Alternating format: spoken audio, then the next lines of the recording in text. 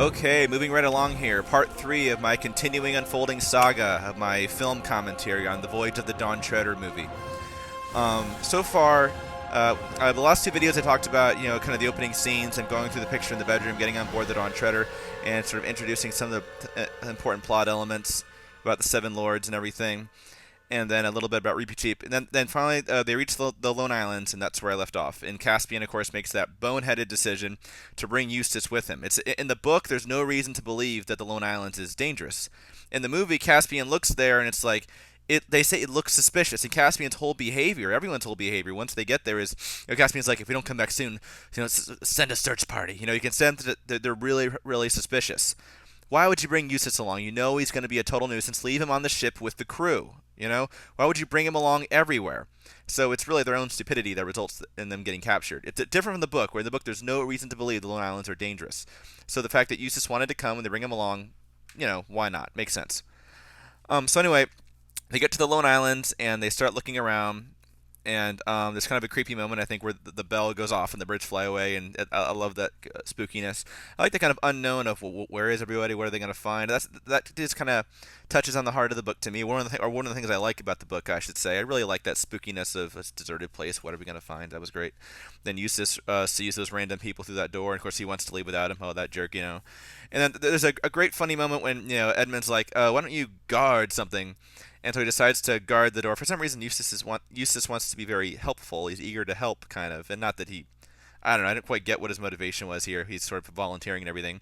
And there's a really funny moment where Caspian sort of realizes that, I guess I should give Eustace a weapon or something. So he kind of goes over and gives him a knife. And I thought Ben Barnes was great. He just sort of plays it off as he doesn't want to give this Brad a weapon, but I guess I'm supposed to. And not that he thinks that Eustace could do any damage with it, but I guess it's kind of a formality. That was really, really funny. That's actually, it's one of the few moments in the film where they were trying to be funny, and I laughed at a moment where I was supposed to be laughing. So they go into that set, and or not much of a set. It's mostly green screen, I think.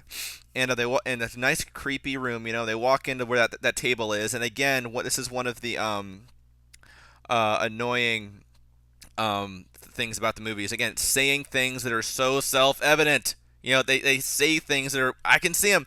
Oh, look at these. Looks like names. Some sort of list. Why are all the names crossed out? Narrating everything for us when just letting us watch and be involved in the scene letting it sit is spookier. I think us going, why are the names crossed out? Does that mean they were eaten or something, or killed or imprisoned, or what does that mean? That let our imagination run wild. And the scene has not gone on long enough before the soldiers kind of jump down and swoop down on the ropes and everything and surround them. And really, they really needed another minute or so to let the tension build. The contrast isn't fast enough. I'm still kind of, what is? Okay, a sword fight's starting. Okay, it was really they needed to let the scene sit a little bit longer. But nonetheless, it is kind of cool when they jump down there. It's a decent fight. I thought it's cool to see a Lucy sword fight. Then it gets interrupted by, and I'm sure Caspian's thinking here, I'm such an idiot. Why did I bring Eustace? There was no reason to bring him at all. And he knew he was going to be a nuisance. And look at this. And I thought it was kind of funny when he's like, he's going to squeal like a girl again, and I'll stab him or whatever. Drop your weapons. And Eustace's like a girl. I thought it was pretty funny. Again, sort of Will Poulter. It's kind of more over the top than I would like. But you know what? It's a pretty well done over the top, So I like Will Poulter. Then they put down their weapons. And for reasons not explained, at least I don't remember them being explained, they put Caspian and Edmund into a separate cell with Lord Byrne, conveniently enough, and bring the others out to be sold or whatever. It's not explained why they do that. And how did Lord Byrne get there? I don't recall that. I've seen it 3 times. I don't recall it being explained why he was put in there. And is it just a coincidence that they're put into a cell with Lord Byrne? It seemed pretty convenient to me.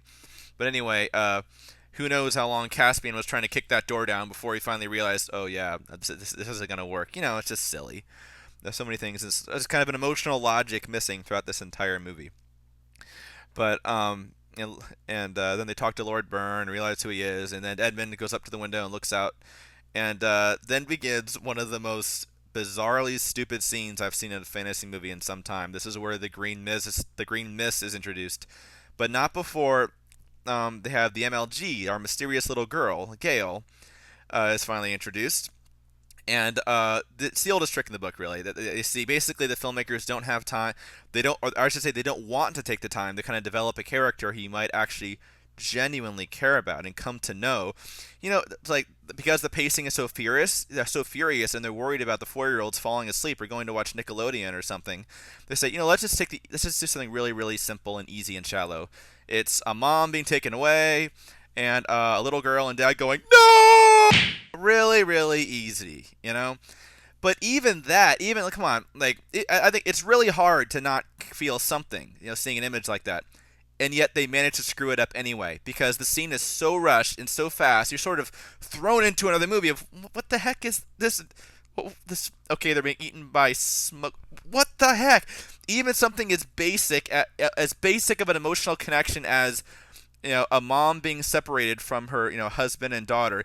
They couldn't even get something as basic as that right because the pacing is so fast and the randomness of the mist coming in and eating them or whatever happens. Again, even a basic emotional connection like that, they couldn't get right. Then the mist comes out, and Byrne's like, "Keep watching," and I'm just sitting there going, because it's so cheesy the way it's done, and like, "What's up with the mist?" And Lord Byrne apparently then reveals to them that the lords went to the Lone Islands to hide and decided to find the source of the mist. And a sense of nobility in that, of selflessness, of seeking out the mist. I kind of like that element of it on the Lord's part. And why Lord Byrne stayed behind, I don't think that was ever explained either.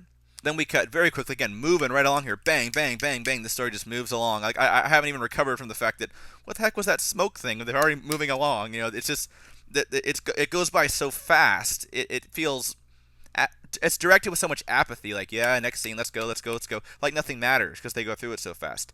Next scene is the slave market scene, and Lucy's being sold. Kind of a sad scene. This scene probably has the worst costume design than out of the Narnia movies yet. It looks like they just grabbed random costumes out of like a third grade play or something like that. It looks like out of like Aladdin the musical or something. They all look like they were made yesterday. They're really poorly designed. Were they even designed? I actually suspect they might have just picked up these costumes. They might have rented these costumes from some whatever place. I don't know. Which is just so shocking because I've really been a big fan of E.C. Smith Sinden's work designing the costumes on the first two films, and there are a few in this movie I like everything Eustace. I like Lucy's Narnian clothes. I like Caspian's purple shirt. There's some stuff in this I like, but this scene I was like, what the heck were they thinking? It really, I thought it was comical, is what it was. Then of course they jump out, and thus begins. I was deeply, as a Narnia fan, I was deeply upset and offended by what followed. They would, I'm just watching it, and they start having this big sword fight to free the slave, and it just escalates and escalates and escalates and gets crazier, and Caspian jumps off this building, and a fawn does some front flipping, gets crazier and crazier.